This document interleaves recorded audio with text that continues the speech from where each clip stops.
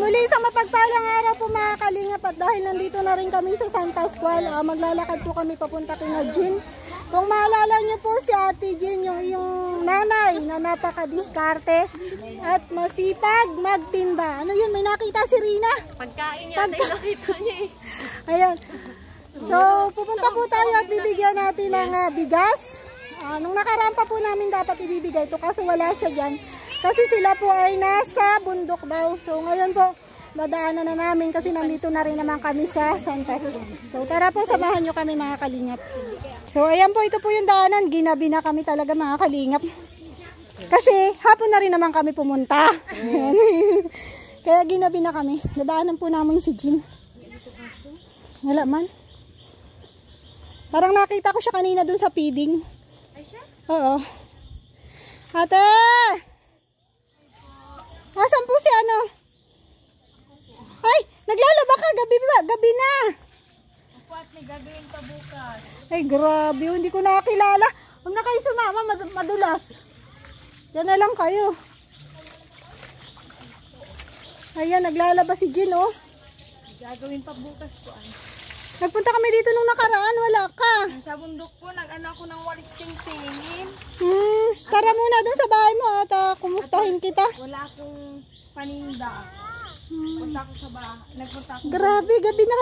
Bakit gabi ka na naglalaba? Wala po tubig. Kanina? Wala po tubig dito. Kumusta?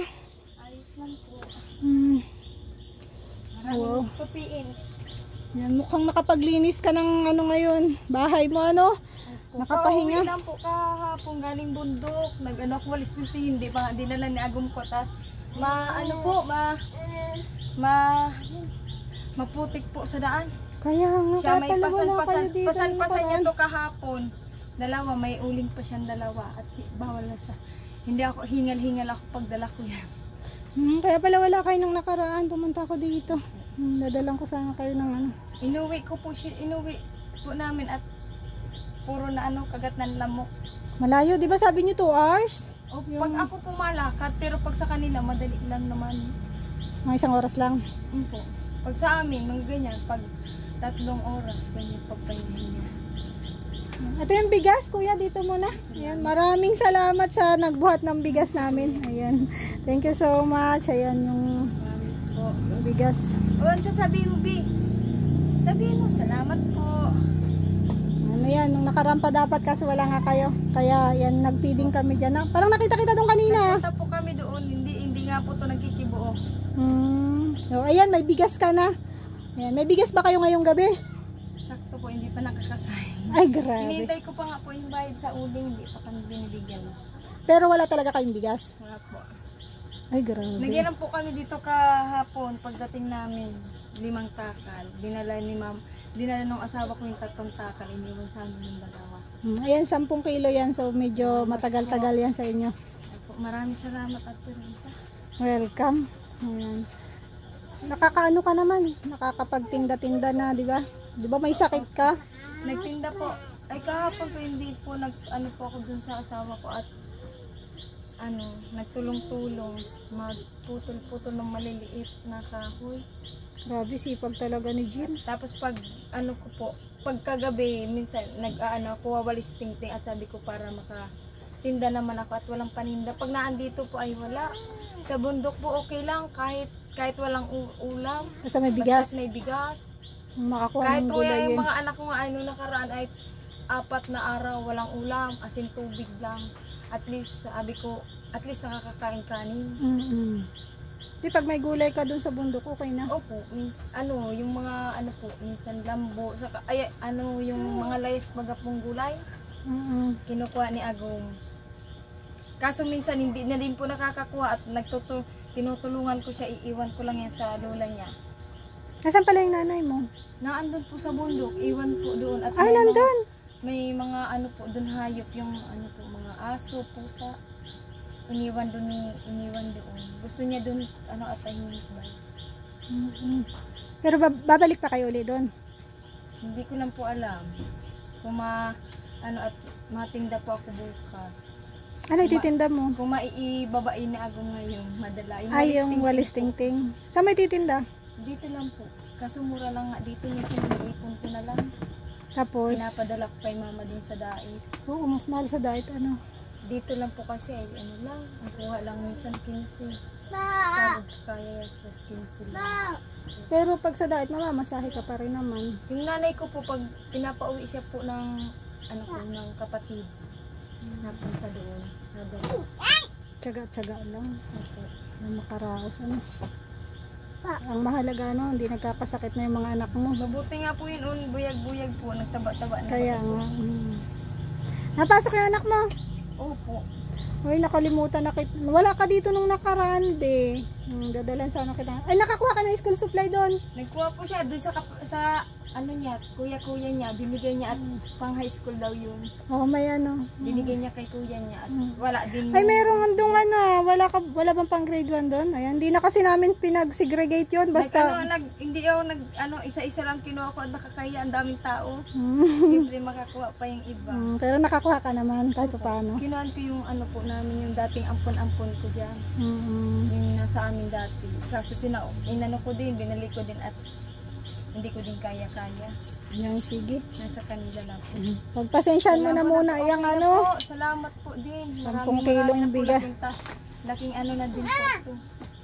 Mahal daw ang bigas, ano? Mahal po dito, 55. Ay, grabe, ano. Kaya nga po naghihintay din po kay Kuya Juni, wala pang binibigay. Nagpunta na naman dito. So, at least may Nakauling makakapagsa. naman po siya, nakalima. Magkano ang uling? Ano lang po, 170. Tapos ibababa pa niya yun dito. Kaso po nakipag-edad siya ngayon at nakipag-edad siya dun sa tatay niya. Nakipag ano? Ano po, hakot. Ah, may bayad din. Opo. Yun po ang malayo, pinakamalayo po talaga yun. Magkano bayad sa hakot? 40 lang po isang sako. Ay, di ba yun yung inilalagay sa ulo, ano? Opo. Ilan ang dadala niya pag ganun? Yung asawa ko po, 3 po. Ay, grabe. Minsan 4 pag ano na siya, yung ayaw niyang pabalik-balik, ina-4 niya. Pero masakit yung sa liig. Opo, minsan nareklamo na sa akin, masakit yung dibdib niya, masakit na yung ulo. Ano niya, yung ganito niya. Kasi sa ulo nila nilalagay yun eh. Nakakita kami Sabi ko, dyan. ikaw kasi ay, sabi ko, inaano mo, dinadami-dami mo dala, pwede naman 2-2 o 3 lang. Huwag pwersahin. Gusto niya kasi po ay ano, yung isahan na bago po, para makatrabaho siya ng kinabukasan, makatrabaho din siya agad. Mas mahirap pag magkasakit. Yung nakaraan nga po ay, hindi ko yun inano at nananakit daw ang dibdib niya. Sabi ko sa sobra mo yung ano katataga, tapos ka-jejepso po niya. Tapos yung naano pa niya, napuputol po niya, yung maliliit pa.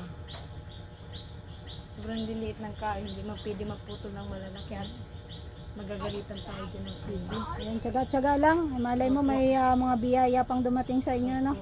Yan. Pagpasensyahan mo muna yan, ha? Okay na po yan, salamat. Laking tulong na din po yan. Hindi na namin yan bibilihin. So, alis na ako at gabi na kami, ginabi kami kasi Pasensya na po din. hapon na rin talaga kami pumunta dito ay. Yan, thank you so much, ano. Ayan, pasensya na talaga sa naitulong muna namin. So, Okay na po yan. sa mga susunod, pag may mga kaya pa kaming itulong, babalik kami para tulungan kayo uli, ano. Salamat Ayan, po. mag-ingat kayong mag-iina. Ayan, magsaing ka na kasi huwag ka masyadong maglaba at ano, malamig na baga. May sakit ka pa Wala po, na. ay may gagawin pa bukas po ay. Mas mabuti kung mas ay sa Kanina umaga. po, dito ako nag-ano po, kaya malinis yan. Diyan ako naglaba at bantayan nga po to at baka magsiwarik dito. Mas mabuti agahan mo na lang ang paglalaba. Maaga po, madami lang po talaga ako nilabhan. Ay, grabe. Mahirap magpatuyo ngayon kasi maulan, ano? Opo, pinipigaan ko na po dyan sa gilid. Basta makatulo-tulo, ano? Tapos pinupukpukan ko para hindi na mag-ano. Napapalo-palo ba? Nagpapalo-palo ka? Kahit po brinas ko nang masyado, pinapalo-palo ko pa para matanggal yung Sabon. baga po, yung sabon. Tagal Sipag. po kaya pag ano, pag hindi mo pinapalo-palo, ang tagal mo magbalnaw. Minsan nakakapito akong balnaw na ano. Ay, kilala mo na ako? Sino ako? Sino baby? Papasok ka? Sa Lunes? Bukas walang pasok. Hindi ka nga po yan nung nakaraan, kaya hindi po nakapasok-pasok. Ay, sige na. Pahinga, huwag piliting pumasok pag may sakit at mahirap bagang magkasakit. Pag lumala, lalong mahirap. Ano? Yan, marunong ka na ba magbasa? Kilala mo na ako, ah. Sige na Jean. Thank you so much. Sakto nga po, pagpunta nyo dito, 7. Nag-birthday siya nung 8. Sabi ko, Wala ka nun. kasi pababa po ka sana kami nung umaga. Kaso sabi nung asawa ko, huwag ka na muna bumaba at ano pa, hindi naman yun doon pupunta si Ate Roda mo. Sabi ko, parang naanan ko, binaan doon yung sila Ate Roda, sabi ko, parang naan doon. Bababa sana po kami. Pagbaba namin, sakto nagsabi si Kwa Juni po, nagpunta daw nga po kayo dito. Oo, bigyan kitang pambiling ulam. Ayan, papasensyahan mo muna talaga at tayo ay ano pa? Wala pang malaking budget sa ngayon, Ayos lang po yan. Basta ang importante may bigas at wala kayong sakit, mag-iingat kayong mag-iina, At natindaman din po bukas. O, pambili mo ng ulam. Kaya Sasabihin, salamat po. Maraming pong salamat. Welcome. Ayan, singkit ka pala.